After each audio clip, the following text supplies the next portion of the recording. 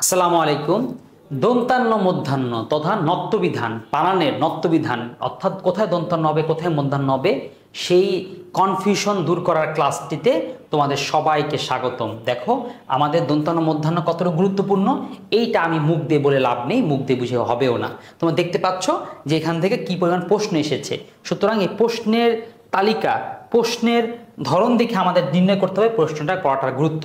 তো যাই হোক, এখানে তো আছে, এখানে ভুল বানান আছে যেগুলো পরীক্ষা এসেছিল, এখানে সঠিক বানান আছে। তো এখন থাকবে, তোমরা এক পাশ দিয়ে পড়বে এক পাশ দিয়ে হবে, কিন্তু ভুলেও তো যাবে। কিন্তু কি করলে আমরা ভুলবো না এবং এই ধরনের যত শব্দই আসে আমাদের মনে থাকবে এবং দীর্ঘ মেয়াদে আমি বুঝতে পারবো আমাকে আসলে কি করতে হবে, কি করলে দন্তান্ন দিয়ে দেবো, কি দেখলে বুঝবো যে এটা মধ্যাহ্ন হবে। তো সেই টপিকগুলো নিয়ে আমরা এখন আলোচনা করতে থাকবো। দেখো আচ্ছা, আরেকটা বলে রাখবো, ক্লাসটা কিন্তু অনেক মজাদার হতে চলেছে, ঠিক আছে? এখানে অনেক দারুণ কৌশল আছে, অনেক সুন্দর টেকনিক রয়েছে যেটা দিয়ে আমরা বুঝবো যে কিভাবে করে বুঝে চিনতে পারবো কোথায় দন্তান্ন আর কোথায় মধ্যাহ্ন। তো সুতরাং মনোযোগ এখানে একেবারে হাই লেভেলে দিতে হবে। প্রথমে বলে রাখি, দন্তান্ন আর মধ্যাহ্ন আসলো কেন, কেন একটা ন হইলো না, দন্তান্ন মধ্যাহ্ন কোনটা আসল মন, মানে এরকম কোনটা আসল বর্ণ, একটা বর্ণ হইলেই তো হইতো, আমাদের এটা পড়তেই হইতো না। তো ওই ঘুরে ফিরে সে এক কথায় বারবার বলেছি যে এগুলো কুচ্ছিষ্ট বর্ণ চাইলেই ফাড়ায় দেওয়া যায়, সেগুলো আসলে ফেলতে পারতেছি না, কারণ হচ্ছে এগুলো আমরা তৎসম থেকে নিয়ে এসেছিলাম, সংস্কৃত ভাষার বর্ণ রয়ে গেছে, অর্থাৎ আমাদের ধ্বনি কিন্তু একটা ন কিন্তু বর্ণ রয়ে গেছে দুইটা, সেটা হচ্ছে দন্তান্ন আর মধ্যাহ্ন। তো আমরা তো আসলে তাহলে কিছু তো ফেলতে তো পারবো না, বাদও দিতে পারবো না, আমরা করতে পারবো কৌশল। কোন কৌশলে বুঝতে পারবো কোথায় দন্তান্ন হবে কোথায় মধ্যাহ্ন হবে? এখানে দেখো মধ্যাহ্ন হওয়ার 5টা কারণ দেওয়া আছে, দন্তান্ন হওয়ার 5টা কারণ, তার মানে 10টা নিয়ম পড়লে আমাদের হয়ে যাবে? নো, 10টা নিয়ম না, মাত্র 5টা নিয়ম পড়লে হয়ে যাবে। কারণ মধ্যাহ্ন লেখার যে 5টা নিয়ম বলেছি ঠিক সেই নিয়ম বরাবরই কি করে রেখেছি আমি, আর একটা নিয়ম রেখেছি। এর কারণ হচ্ছে তোমার এই 5টা নিয়ম পড়লেই তুমি বুঝবা এই 5টা নিয়মের বিপরীত যে 5টা আছে সেটাই হচ্ছে দন্তান্ন হবে, অর্থাৎ কি কি করলে মধ্যাহ্ন হবে তার উল্টা 5টাই হবে দন্তান্ন হবে। অর্থাৎ এই নোটগুলো বা এইসব কাজগুলো আমরা আমাদের দীর্ঘ গবেষণা অনেক সাধনার পরে এইভাবে করে আমরা উপস্থাপন করেছি। সুতরাং আশা করি তোমরা আমাদের ক্লাসগুলোতে উপকৃত হও। এই ধরনের নোটগুলো কোথাও দেখবে না, যদি কাউকে দেখো এই ধরনের নোটগুলোকে নকল করে কোনোভাবে কিছু করতেছে অবশ্যই আমাদেরকে জানাবা। তাহলে প্রথমে দেখি, এবং পুরস্কার আছে এই নোটকে বিকৃত করে বা নোটকে ধারণ করে কেউ যদি কিছু করতে পায় এটা আমাদের খবর জানা দিতে পারো, তার অবশ্যই পুরস্কার আছে। এবার দেখো মধ্যাহ্ন, মধ্যাহ্ন কোথায় কোথায় হবে এটা বোঝার জন্য প্রথমে বলছিলাম এটা সংস্কৃত বর্ণ। সুতরাং 1 নম্বর নিয়ম হচ্ছে মধ্যাহ্ন সেই সব শব্দের মধ্যে হবে যে শব্দগুলোই হচ্ছে তৎসম শব্দ। তাহলে তো একটা নিয়মে হয়ে গেল, তৎসম শব্দের মধ্যে মধ্যাহ্ন হবে, আধুনিক বর্ণের মধ্যে দন্তান্ন হবে, এক নিয়মে হয়ে গেল। কিন্তু তারপরে তাহলে নিয়ম 5টা কেন? এর কারণ হচ্ছে তুমি তো তৎসম শব্দই চিনো না, তুমি কেমনে বুঝবে এটা তৎসম শব্দ? এই জন্য আসলে আমাদের নিয়মগুলো পড়তে হচ্ছে। তো একটু কষ্ট করে পড়ো, তো কষ্ট করে পড়লো এর মধ্যে কিছুটা মিষ্টি আছে, আমরা সেই মিষ্টিগুলো তোমাদেরকে দিব। দেখো প্রথম নিয়ম হচ্ছে 1 নম্বর নিয়ম, তৎসম শব্দে রি র স এর পরে মধ্যাহ্ন হয়, রি র স এর পরে মধ্যাহ্ন হয়, 1 নম্বর নিয়ম। এখন উদাহরণ যেমন দেখো রি, দেখছো রি আছে পরে মধ্যাহ্ন চলে আসছে, দেখো র আসছে পরে মধ্যাহ্ন চলে আসছে, দেখো মধ্যাহ্ন স আছে পরে দেখো মধ্যাহ্ন চলে আসছে। তাহলে তো বুঝলাম যে রির পরে মধ্যাহ্ন হয়, রর পরে মধ্যাহ্ন হয়, মধ্যাহ্ন স্বর পরে মধ্যাহ্ন হয়। ওকে, বুঝতে পারলাম। যদি কোনো একটা কৌশল বলতে পারো একটা কৌশল বলে দিই, কৌশল বোঝার জন্য একটা সুন্দর ছবি দিয়ে রাখছি, এটা হচ্ছে ঋষির। তাহলে মনে রাখবা ঋষির পরে, হ্যাঁ ঋষির পরে মধ্যাহ্ন আসে। আরো সুন্দর যদি টেকনিক বলি সেটা হচ্ছে কি, ঋষি মনে কর তাবিজ করছে, ধ্যান করতে করতে করতে করতে এমন তাবিজ করছে যে ঋষিরে দেখলে মধ্যাহ্ন দৌড়ে তার বুকে চলে আসে। ঠিক আছে, ধরে নাও মধ্যাহ্ন হচ্ছে সেই লাবণ্য কিংবা সেই লাবণী কিংবা সেই মেয়ে যে কি ঋষিরে দেখলে দৌড়ে তার তাবিজের প্রভাবে তার বুকে চলে আসে। ওকে, এমন তাবিজ কই পাওয়া যায় কে জানে? যাই না, তোমার কেউ জানলে জানাইও। আচ্ছা, আমিও যাই না, কোনো তাবিজ পাওয়া যায় কিনা, তবে ঋষি যাই হোক তাবিজ সে করছিল। এখন দেখো এরপর বলতেছে রি র স এর জন্য রূপ আছে, যেমন রিকার, রেফ, র, ক্ষিয়, এগুলো তো কি রি র স একটা অন্য একটা ভিন্ন একটা রূপ। তাহলে তারপরেও কি বলতেছে, তারপরেও মধ্যাহ্ন হবে। আচ্ছা, এটা একটা বোঝার চেষ্টা করি। ধরে নাও ঋষি এই পোশাকে আছে, এখন এই পোশাকটা না পরে সে ছদ্মরূপ ধারণ করলো, সে জিন্সের প্যান্ট, সে হচ্ছে টাইট চুট অনেক কিছু পরে সে অনেক ওভার স্মার্ট সাজলো। এখন কথা হচ্ছে মধ্যাহ্নর যে তাবিজের পাওয়ার, সে যে তাবিজ করছিল সে তাবিজের পাওয়ার থাকবে কি থাকবে না? হ্যাঁ থাকবে, আলটিমেটলি থাকবে। অর্থাৎ রি র স্বর পরে যে মধ্যাহ্ন হয়, রি র যদি জামা চেঞ্জ করে, সেটা চারা চেঞ্জও করে, তাও মূর্ধন্য হবে। এই যেমন দেখো রিকার মূর্ধন্য হয়েছে না, নাকি পরিবর্তন হয় নাই? এই দেখো রিকার মূর্ধন্য হয়েছে, তৃণ। রেফ মূর্ধন্য হয়েছে, রেফ মূর্ধন্য হয়েছে। রফলা মূর্ধন্য হয়েছে, ক্ষীয় মূর্ধন্য হয়েছে। তাহলে হবে না কেন? হবে। ঠিক আছে, তাহলে আমরা এইটাও তাহলে বুঝতে পারলাম যে রিকার, রেফ, রফলা, খ এগুলোর পরে কি হয়? মূর্ধন্য হয়। ওকে, খুব সুন্দর এবং খুব প্রয়োজনীয়ভাবেই আমরা এটাকে ধারণ করতে পারলাম, বুঝতে পারলাম। তাহলে রি র শয়ের পরে মূর্ধন্য হবে, এবং এই কি বলা যায়, রি র রয়ের যে সংক্ষিপ্ত যে রূপ আছে তারপরেও কি হবে? মূর্ধন্য ন হবে। এখন আমাদের বোঝার বিষয় হচ্ছে 3 নম্বর নিয়মটা। 3 নম্বর নিয়মটা হচ্ছে একটু জটিল হবে। এখন এই জটিল নিয়মটা বোঝার জন্য একটু মনোযোগী যথেষ্ট, আবার যদি না হয় তাহলে মাথায় ঢুকবে না। কিন্তু 3 নম্বর নিয়মটা বোঝার জন্য কিছুটা মিনিমাম আইকিউ লাগে, মিনিমাম আইকিউ, অর্থাৎ তার হালকা একটু বুঝ শক্তি জ্ঞান ভালো আছে, সে ধরে ফেলতে পারবা।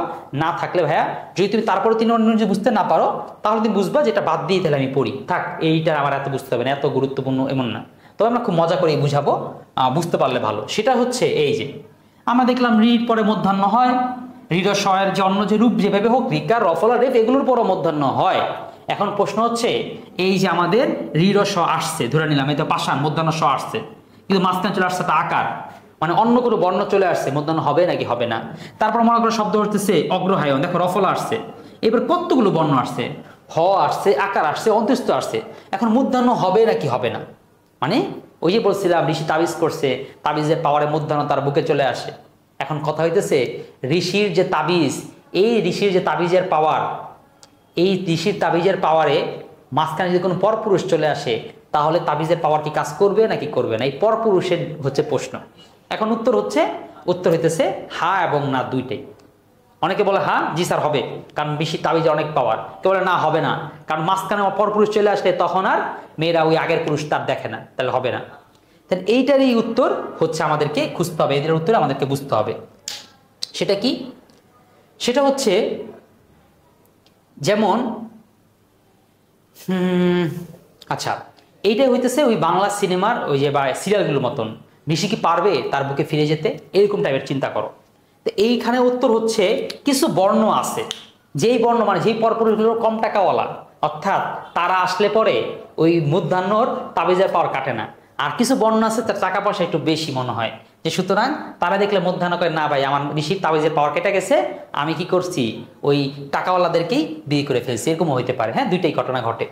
এখন দেখো 3 নম্বর নিয়ম, রি র স অথবা এর সংক্ষিপ্ত যে রূপগুলো আছে, যেমন দেখো রি র স, এরপরে দেখো স্বরবর্ণ আসছে, ক বর্গ বা প বর্গ, এই যে এবং এই বর্ণগুলো আছে, এই বর্ণগুলো থাকলে মূর্ধন্য হবে। আর এই বর্ণগুলো কি সেটা বুঝে, স্বরবর্ণ তো চিনই, স্বর স্বরা রস্বই দীর্ঘ, অর্থাৎ এমন কোনো বর্ণ যদি থাকে তাহলে মূর্ধন্য হয়ই, অর্থাৎ ঋষির যে তাবিজের পাওয়ার কাটে না, অর্থাৎ রি র স্বর পরে স্বরবর্ণ থাকলে মূর্ধন্য হয়, সহজ কথা। কবর্গ, কবর্গ বলতে কি, ক খ গ ঘ উ, এই যে 5টা বর্ণ আছে এগুলো থাকলেও কি মূর্ধন্য হয়। পবর্গ বলতে প ফ ব ভ ম, আর হচ্ছে হ অন্তস্থ জ র ল। এখন কেউ হয়তো এটাও বলতে পারে, স্যার ঠিক আছে বুঝতে পারলাম, রিকারের পরে এই বর্ণগুলো থাকলে মূর্ধন্য হয়, আমি কিছুটা মুখস্থ হয়েছে, হ্যাঁ স্বরবর্ণ কবর্গা পর্বগা আর কিছু বর্ণ আছে মুখস্থ হয়েছে, কিন্তু পরে কি মনস্থ থাকবে না, ভুলে যাব। এই তাদের জন্য হচ্ছে এই কৌশল। এই পড়াটা মনে রাখবে হচ্ছে স্বর পাক হয়, হ্যাঁ স্বর পাক হয়, এই কৌশলের নাম কি, স্বর পাক হয়। অর্থাৎ ঋষির পরে যদি স্বর পাক হয় থাকে তাহলে মূর্ধন্য হয়। স্বর পাক হয় বলতে আমি কি বুঝাচ্ছি, স্বর বলতে স্বরবর্ণগুলোকে, প দিয়ে হচ্ছে প বর্গকে, ক দিয়ে হচ্ছে ক বর্গকে, আর হ অন্তস্থ দিয়ে এই হ যন্তস্থ হলো, এগুলো বুঝাচ্ছে। তাহলে কিছুটা বুঝতে পেরেছি, বাকিটা আমরা উদাহরণ দিয়ে তারপরে বুঝবো। যেমন পাষাণ মূর্ধন্য স এসেছে, মূর্ধন্য স্বর পর আকার আছে, সুতরাং মূর্ধন্য হয়েছে।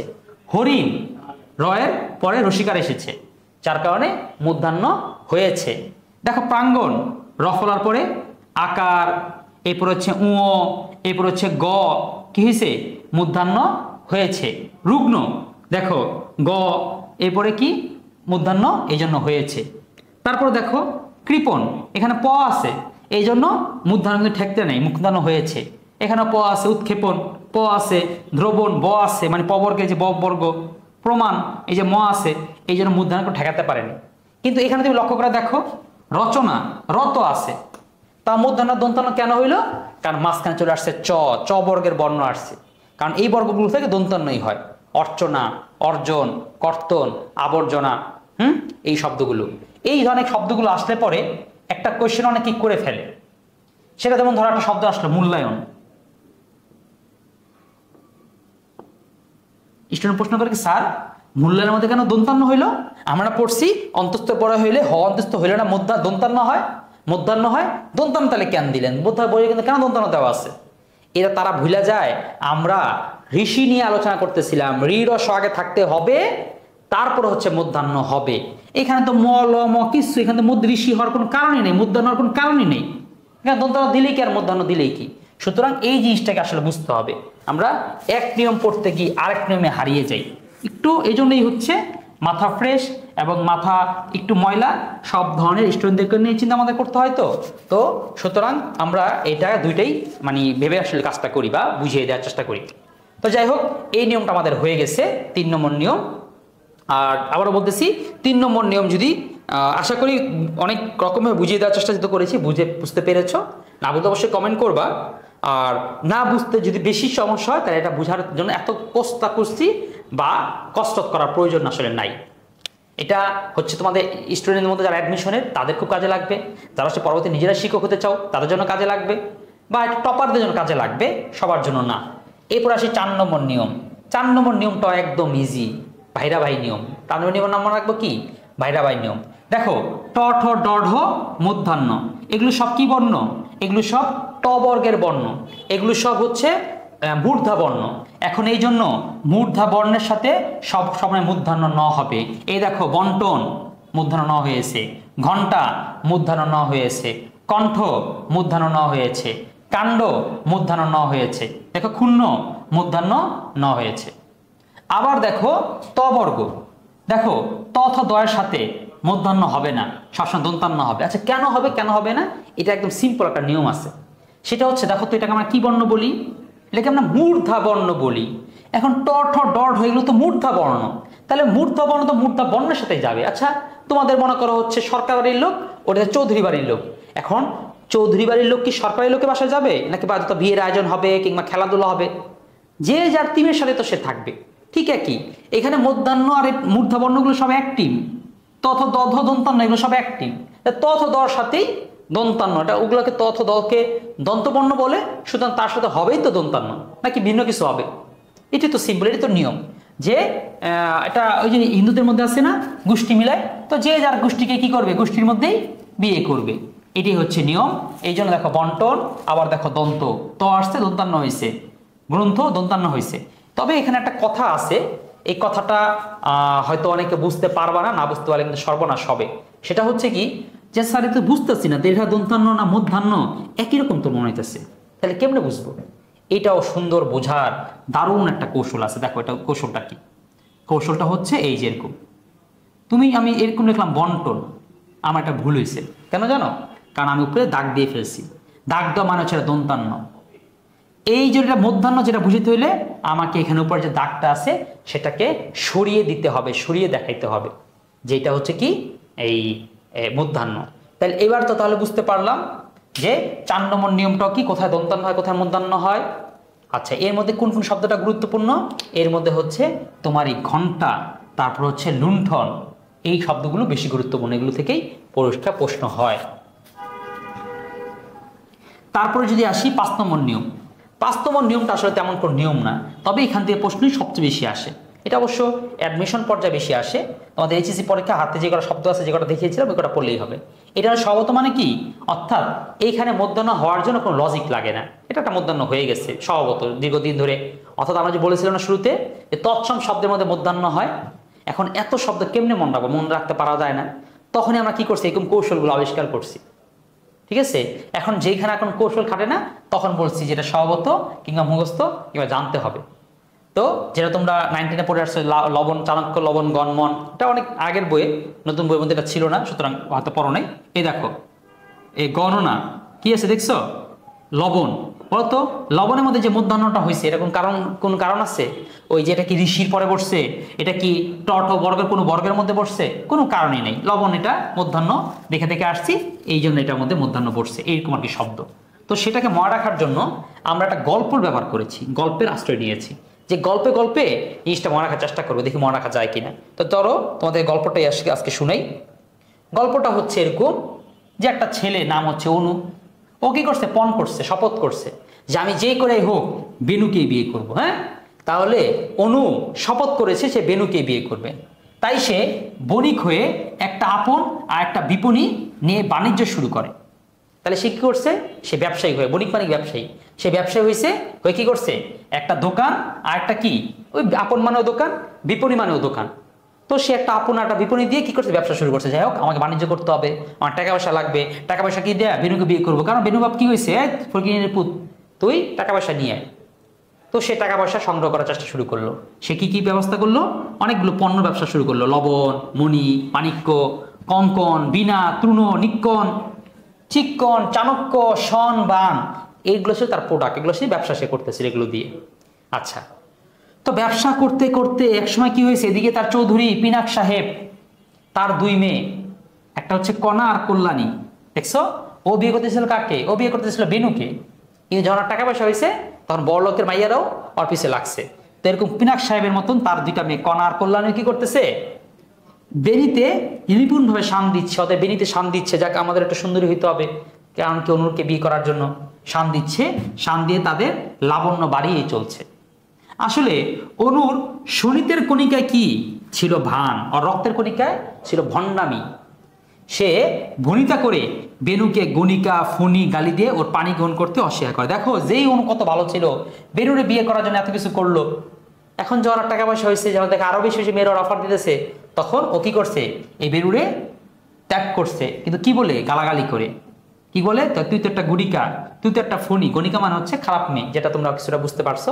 আর ফণি শব্দটা হচ্ছে সাপ।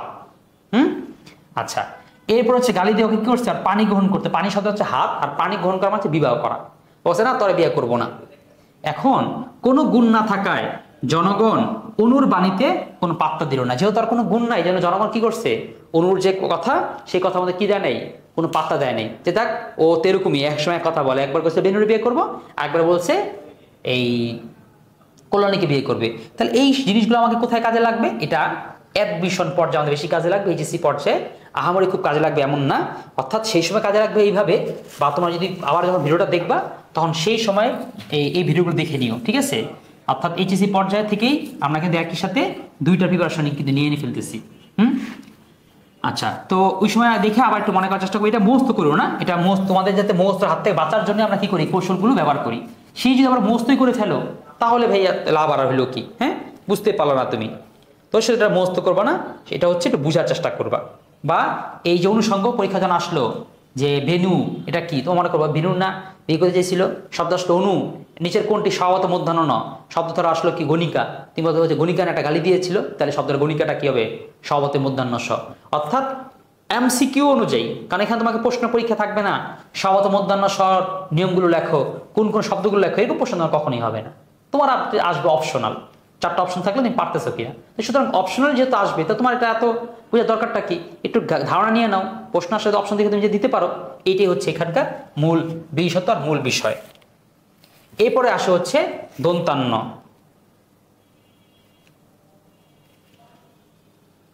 আচ্ছা, যে সকল ক্ষেত্রে নত্যবিধান হয় না, এই যে আমরা একটুকে পড়লাম না, তৎসম শব্দে দন্তান মধ্যাহ্ন হয়, এখন পড়বো না, তৎসম শব্দই হবে, কিন্তু তৎসম শব্দের বাইরে যে শব্দগুলো আছে, বিদেশি শব্দ, এই শব্দ, তদ্ভ শব্দ, এগুলোর মধ্যে কিন্তু মধ্যাহ্ন হবে না। যেমন উদাহরণ দেখো, অগ্রহায়ণ শব্দটা কি, অগ্রহায়ণ, দেখো রফলা আছে কিন্তু মধ্যাহ্ন হয়েছে, কারণ এটা কি, তৎসম শব্দ। কিন্তু সেই অগ্রহায়ণ যখন রূপান্তরিত হয়ে নাম হয়েছে অঘ্রাণ, সেখানে কিন্তু দিয়েছে রসিক দন্তান্ন, কারণ কি, কারণ এটা তদ্ভব শব্দ, অর্থাৎ তদ্ভব শব্দ, অগ্রহায়ণ থেকে উদ্ভব শব্দ। দেখো, প্রাণের মধ্যে মধ্যাহ্ন, কিন্তু প্রাণের মধ্যে দন্তান্ন।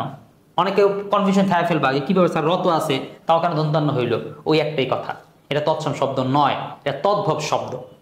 এই পর্যায়ে এসে কেউ একটু মাথা ঘোরানো শুরু করবে, কিন্তু ঘুরে তো লাভ নেই, প্রশ্ন তো হয় তাহলে পড়তে তো আসলে হবেই, কারণ এইটাকে পড়াইলাম হৃদয় স্বরের পরে মধ্যাহ্ন হয়, এখন আবার পড়াইতেছেন যে এগুলো যদি বেশি বেশি শব্দ হয় তাহলে হবে না, তাহলে আর কি করার। এটাই এখন আমরা কি স্কিপ করে যেতে পারতাম, কিন্তু স্কিপ করে গেলে তুমি ধরা খাইতা, এই জন্য আমরা একটু আলোচনা করে দিচ্ছি। যেমন দেশি শব্দ, এটা প্রশ্ন আসছে, হ্যাঁ, ধরন এবং ধরনা।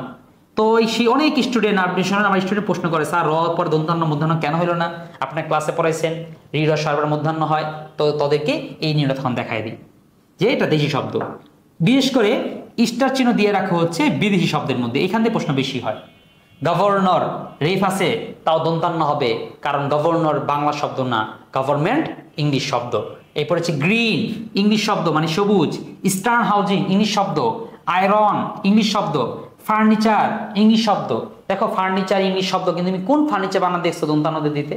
আমার চোখে একটা ফার্নিচার বানানো দন্তান্ন পড়ছে, এছাড়া আমি জীবনে যত ফার্নিচার বানান দেখছি সব মধ্যাহ্ন দেয়। তার মানে সব অশিক্ষিত, সব হচ্ছে ভুল বানানে লেখে। আর একটা যে দেখছি সে অবশ্য শিক্ষিত, ওরা একটা ব্র্যান্ডের দোকান, দেখছো এই যে কোনটা ব্র্যান্ড আর কোনটা নন ব্র্যান্ড, কোনটা লোকাল আর কোনটা খ্যাত আর কোনটা হচ্ছে শিক্ষিত অশিক্ষিত, এটা কিন্তু বানান দিয়ে কিন্তু বোঝা যায়। দেখছো ব্র্যান্ডের দোকান, তারা কিন্তু ঠিকই সঠিক বানানে লিখেছে। এরপর হচ্ছে মেরুন, কেরানি, কুর্নিশ, কুরআন। আচ্ছা দেখ এই কটা মনে রাখলে হবে, বিদেশির এই যে কটা মনে রাখলেই তোমাদের হয়ে যাচ্ছে। তাইলে এই হচ্ছে যে ঋ থাকলেও কি হচ্ছে না, মধ্যাহ্ন হচ্ছে না, এই আমরা একটা নিয়ম জানতে পারলাম। তারপর যদি বলি এটা হচ্ছে ক্রিয়াপদ, যে ক্রিয়াপদের মধ্যে কখনো কি হবে না, মধ্যাহ্ন হবে না, ক্রিয়াপদের মধ্যে কখনো মধ্যাহ্ন হবে না। কেউ তখন দেখছো যে ধরেন, করেন, বলেন, এই যে র পরে মধ্যাহ্ন হবে না, এটা কেন রর মধ্যে মধ্যাহ্ন হবে, রর মধ্যে মধ্যাহ্ন হবে না। তারপরে যদি দেখি এখানে, এটা তো আলোচনা করেছি যে ঋ রসার পরে ক বর্গ, প বর্গ, বাইরে যদি অন্য বর্গ থাকে অর্থাৎ চ বর্গ, ট বর্গ থাকে, তাহলে দন্তান্ন হয়। এটাও পড়েছি 4 নম্বর নিয়ম, যে ট ঠ ড থাকলে দন্তান্ন মধ্যাহ্ন হবে, ত থ দ থ থাকলে দন্তান্ন হবে, এটাও পড়েছি। এবার আসি 5 নম্বর নিয়ম। 5 নম্বর নিয়মটা কি হবে? 5 নম্বর নিয়মটা হবে এরকম, সন্ধি সমাস প্রত্যয়। এই নিয়মের কারণে কখনোই মধ্যাহ্ন হবে না। যেমন দেখো দুর্নাম, বলতে পারো স্যার রেফ আছে, মধ্যাহ্ন কেন হইল না? এটা হচ্ছে সন্ধির কারণে। কারণ দেখো আজীবন আমরা নাম শব্দটাকে দন্তান্ন দিয়ে লিখে আসছি, এখন তুমি দন্তান্ন দিয়ে নাম লিখছো, আজকে এমন হঠাৎ করে কি হয়েছে, একটু দুই রসুকার হয়েছে, একটু এই বিসর্গের কারণে রেফ হয়েছে, ও কি ওর নাম চেঞ্জ করে ফেলবে? একটা মেয়ের আজীবন নাম হচ্ছে মনে করো এই লাকি, এখন সেই মেয়েটা যদি বিয়ের পরে এখন স্বামীর নামের কার নামটা চেঞ্জ করে ফেলে, এটা হয়? মানে কি করবে না, কিসের আজীবন আমার যেই নাম ছিল সেই নাম ছিল, এখন বিয়ের পর নামের নাম চেঞ্জ করবো কেন, করবো না। তো এইখানে তারা এরকমই বিদ্রোহ করে যে আমি আজীবন সবসময় দন্তান্ন ছিলাম, আজকে তুমি হঠাৎ করে আমাকে নতুন করে রেফ দিবা, তাইলে হবে না। কিন্তু যখন বলছি বর্ণ, তার মধ্যে রেফ মধ্যাহ্ন হয়েছে, কারণ কি, আরে বর্ণটা তো শব্দটা এরকম, এটা নতুন করে তৈরি হয়নি, আগেই ছিল। তো এটাই বলতেছে যে দুর্নীতি, দেখো দু প্লাস নীতি, এখানে মধ্যাহ্ন হবে না। এরকম অগ্রনায়ক, রঙিন, পরনিন্দা, মিগনাভি, কি দেখো রফলা আসছে তাও দন্তান্ন, রফলা র আসছে তাও দন্তান্ন, ঠিক একই কারণে, কারণ শব্দগুলো আগে থেকেই দন্তান্ন। হঠাৎ করে এখন কোন একটা কারণে মধ্যাহ্ন দিলে জিনিসটা খারাপ দেখা যাবে, শব্দটা বিদঘুটে মনে হবে। তাহলে এই ছিল 5টা নিয়ম, এবং আমরা এই 5টা নিয়ম বুঝতে পারলাম। এরপরে যদি তাকাই, আমরা যদি আমাদের এই যে বোর্ড কোয়েশ্চেনগুলো সমাধান করতে চাই, তাহলে বেশ কিছু গুরুত্বপূর্ণ বোর্ড কোয়েশ্চেন আছে, আমাদেরকে এগুলো সমাধান করাটাও আসলে গুরুত্বপূর্ণ। দেখো অপরাহ্ন, এই অপরাহ্ন দিয়ে আমরা 4টা শব্দ শিখব, 4টা শব্দের বানান ঠিক করে ফেলবো।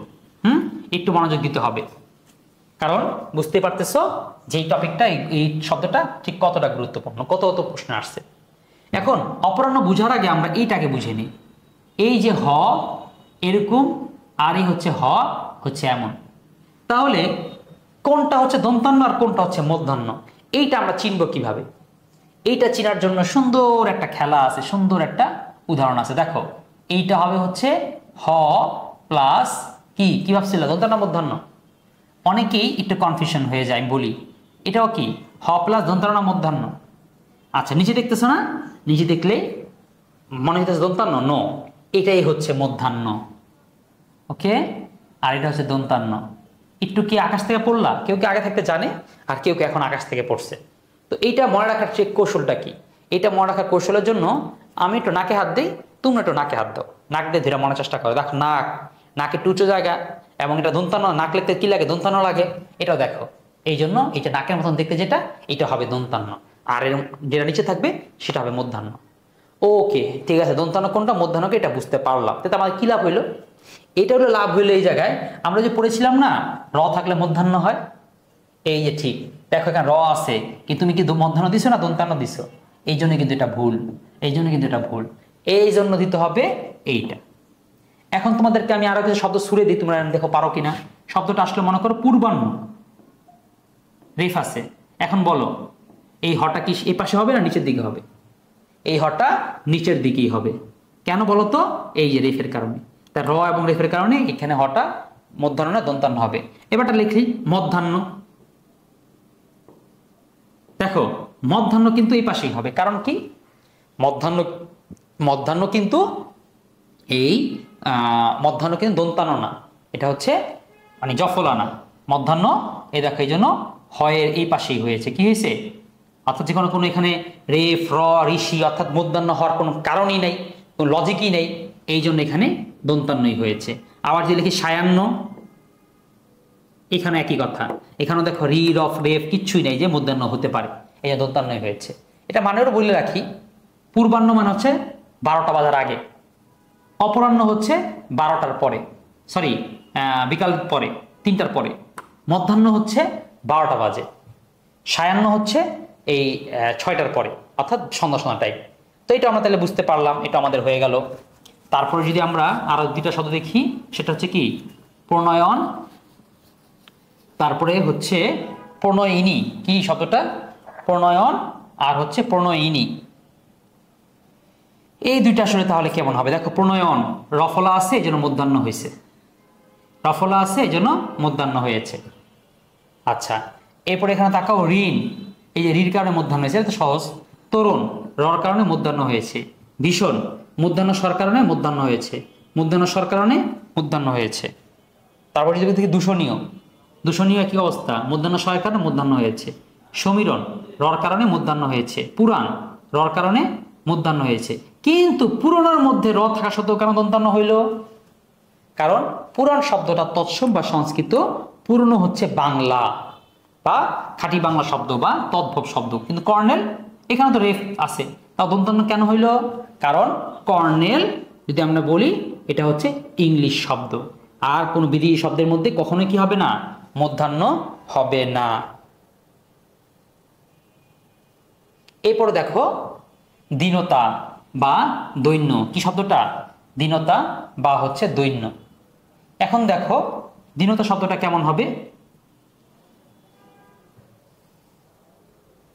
দেখো দীনতা শব্দের মধ্যে কি হয়েছে? এটা আসলে কোনো বানানো ভুল না, এটা শব্দগত ভুল। এটা আমরা অপরক শুদ্ধভাবে পড়লে সেখানে ভালো কিছু জানতে পারবো। এখন যদি এটাই জেনে রাখো, দৈন্যতা শব্দ কখনোই হবে না, তোমাকে হয় লিখতে হবে দৈন্য অথবা লিখতে হবে দীনতা। তারপরে আসো ঝর্ণা। ঝর্ণা শব্দটা আসলে কি হচ্ছে? ঝর্ণা দেখো রর পরে মধ্যাহ্ন হইতে পারতো না, মধ্যাহ্ন হবে না। এবং অনেকেই তোমরা ঝর্ণা বানানো কিন্তু এভাবে করে লিখতে অভ্যস্ত, এটা একদম স্পষ্ট ভুল। ডিকশনারি কোনো জায়গায় এরকম ঝর্ণা বলে কিছু নাই। এখন রর পরে দন্তান্নই হবে, কারণ ঝর্ণাটা দেশি শব্দ, আর দেশি শব্দের মধ্যে কখনো কি হয় না? মধ্যাহ্ন হয় না। পাষাণ মধ্যাহ্ন আসার পরে মধ্যাহ্ন হয়েছে। ব্রাহ্মণ এখানে কি আছে? ব্রাহ্মণ জানোই তো, এখানে রফলা, দেখো রফলা র, এই যে হ প্লাস হচ্ছে ম, আর আমরা জানি হ ম এগুলো থাকলেও কি হয়? মধ্যাহ্ন হয়, যেন মধ্যাহ্ন হয়েছে। গ্রামীণ রফলা, তারপরে ম বর্গের বা যে স্বরপাক হয়, প বর্গের ম আছে, ধীকার আছে, এই জন্য মধ্যাহ্ন হয়েছে।